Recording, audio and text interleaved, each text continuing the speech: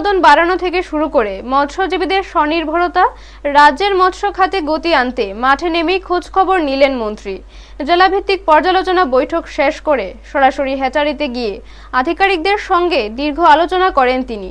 ত্রিপুরা সরকারের মৎস্য ও সংশ্লিষ্ট দপ্তরের মন্ত্রী সুধাংশু দাস দক্ষিণ ত্রিপুরা জেলা সফরে এসে জোলাইবাড়ি আরডি ব্লকের অধীন মুহুরীপুর জাতীয় মৎস্য হ্যাচারি পরিদর্শন করেন। এই পরিদর্শনের মূল উদ্দেশ্য ছিল রাজ্যে মৎস্য উৎপাদন বৃদ্ধি, আধুনিক হ্যাচারি ব্যবস্থার উন্নয়ন এবং মৎস্যজীবীদের আর্থিকভাবে আরও স্বনির্ভর করে তোলার লক্ষ্যে চলমান সরকারি উদ্যোগগুলির অগ্রগতি পর্যালোচনা করা।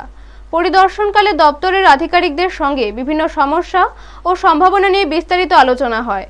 উপস্থিত ছিলেন দক্ষিণ জেলা পরিষদের সভাধিপতি দীপক দত্ত, জেলা সভাপতি দীপায়ন চৌধুরী, জোলাইবাড়ি পঞ্চায়েত সমিতির চেয়ারম্যান তাপস দত্ত, জোলাইবাড়ি মণ্ডল সভাপতি সুজিত দত্ত, মুহুরীপুর ফিশারি ফার্মের ইনচার্জ তমাল ভৌমিক সহ অন্যান্য দায়িত্বপ্রাপ্ত আধিকারিকরা।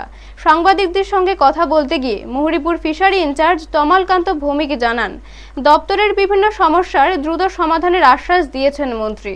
পাশাপাশি অফিসে অতি সত্বর ড্রাইভার ও গ্রুপ ডি কর্মী নিয়োগের কথাও জানানো হয়েছে।